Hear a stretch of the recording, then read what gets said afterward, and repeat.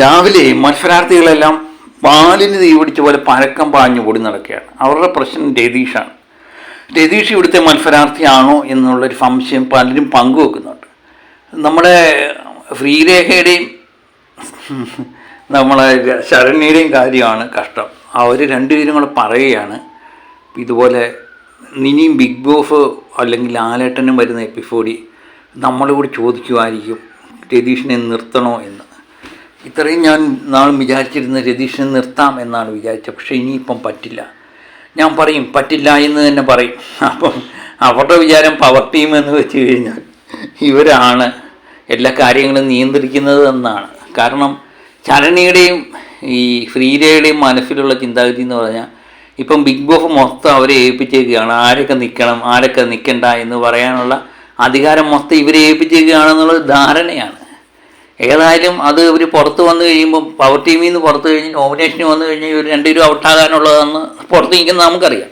സത്യം പറഞ്ഞാൽ ഇതൊക്കെ കാണുമ്പോൾ നമുക്ക് ചിരിയാണ് പറയുന്നത്. രതീഷിനെ സംബന്ധിച്ചെന്ന് പറഞ്ഞാൽ രതീഷ് മത്സരാർത്ഥികളെല്ലാം വിചാരിച്ചിരുന്ന ഒരു ഗസ്റ്റായിട്ട് വന്നതാണ്. 2 ദിവസത്തേക്ക് ഇവിടെ എനിക്ക് അവരുടെ വിഷമങ്ങളെല്ലാം പങ്കുവെക്കാനുള്ള ആളായിട്ടാണ് രതീഷിനെ കയറ്റി വിട്ടത്. പക്ഷേ രതീഷ് ജിൻഡോയ്ക്ക് സപ്പോർട്ടുമായിട്ട് ഒരു കാര്യത്തിൽ ഇടപെടുന്നില്ല, ഗെയിം കളിക്കുന്നില്ല, നോമിനേഷനിലൊന്നും ഇടപെടുന്നില്ല. പക്ഷേ രതീഷ് ഇപ്പം പല കാര്യങ്ങളിൽ ഇടപെട്ട് തുടങ്ങി എന്നുള്ളതാണ്. നമ്മളെ മുടിയനുമായിട്ടുള്ളൊരു ചർച്ച ഇവരെല്ലാവരും കൂടി ഇങ്ങനെ സംസാരിച്ചുകൊണ്ടിരിക്കുക. അതിനിടയിൽ മുടിയനോട് രതീഷ് പറയുന്നുണ്ട്, നീ 52 ദിവസം ഇവിടെ നിന്നു എന്ന് പറഞ്ഞിട്ട് എന്താ പ്രയോജനം? ഒരു കാര്യമില്ല. ഞാൻ 7 ദിവസം നിന്നതേ ഉള്ളൂ. പക്ഷേ പുറത്തിറങ്ങിക്കഴിഞ്ഞാൽ അതിൻ്റേതായ എന്തോന്ന് എനിക്കുണ്ടായിട്ടുണ്ട് എന്ന് പറയും. പക്ഷെ നിൽക്കുന്നതല്ല, ഒത്തിരി ദിവസം നിൽക്കുന്നതല്ല കാര്യം, വല്ലതൊക്കെ നമ്മൾ ചെയ്താൽ മാത്രമേ പ്രയോജനമുള്ളൂ എന്ന് പറയുന്നുണ്ട്.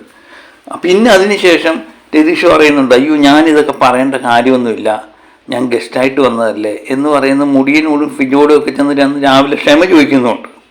അപ്പം ഒരു പക്ഷേ രതീഷിനെ സംബന്ധിച്ച് ഗെയിം കളിക്കാൻ തുടങ്ങിയിരിക്കുന്നു എന്ന് പറഞ്ഞ് വേറൊരു സംഭവം നമുക്ക് ഓർമ്മ വരുന്നു. രതീഷ് യഥാർത്ഥത്തിൽ എന്തിനു വന്നു എന്നൊന്നും നമുക്ക് വ്യക്തമല്ല. പക്ഷേ ജിൻഡോയെ സംബന്ധിച്ച് രതീഷിൻ്റെ വരവ് വളരെയധികം ഗുണം ചെയ്തിട്ടുണ്ട്. ജിൻഡോയെ സംബന്ധിച്ച് ജിൻഡോയ്ക്ക് ഒന്ന് സംസാരിക്കുവാനും കാര്യങ്ങളൊക്കെ പങ്കുവെക്കുവാനും രതീഷ് നല്ലൊരു മാർഗമാണ്.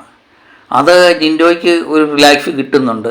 ജിൻഡോയുടെ ഗെയിം പ്ലാനുകളെല്ലാം രതീഷിനോട് പറയുന്നുണ്ട്. പക്ഷേ മറ്റുള്ള മത്സരാർത്ഥികൾക്കെല്ലാം രതീഷ് അവിടെ നിൽക്കുന്നതിൽ യാതൊരുവിധ താല്പര്യമില്ല. പ്രത്യേകിച്ച് ജിൻഡോയായിട്ട് ഇങ്ങനെ കൂട്ടുകൂടുമ്പോഴത്തേന് അവരുടെ വാലിലെ തീ ഇങ്ങനെ പൊങ്ങിക്കൊണ്ടിരിക്കുക. അവർക്ക് ആകെപ്പാടെ ടെൻഷൻ തുടങ്ങിയിരിക്കുന്നു. അതുതന്നെയാണ് ഇപ്പം ബിഗ് ബോസ് ഹൗസിൽ നടക്കുന്നത്. അവരെല്ലാവരും കൂട്ടമായും സ്ത്രീകൾ പുരുഷന്മാർ ഒരു വശത്ത് നിന്ന് ചർച്ച ചെയ്യുന്നുണ്ട്. നമ്മുടെ ഗബ്രിയും ജിൻഡോ ഒഴിച്ചുള്ള മത്സരാർത്ഥികളെല്ലാം കൂടെ. പിന്നെ പവർ ടീമിൽ നിന്ന് ശ്രീരേഖയും നമ്മൾ ശരണിയെല്ലാം കൂടെ ചർച്ച ചെയ്യുന്നു. അതൊരു വലിയൊരു വിഷയമാക്കി അവർക്ക് ആകെപ്പാടെ ടെൻഷൻ പിടിച്ചിരിക്കുകയാണ്. ഇനി രതീഷ് ഇവിടെ കാണാൻ നിൽക്കുമോ എന്നുള്ളത്.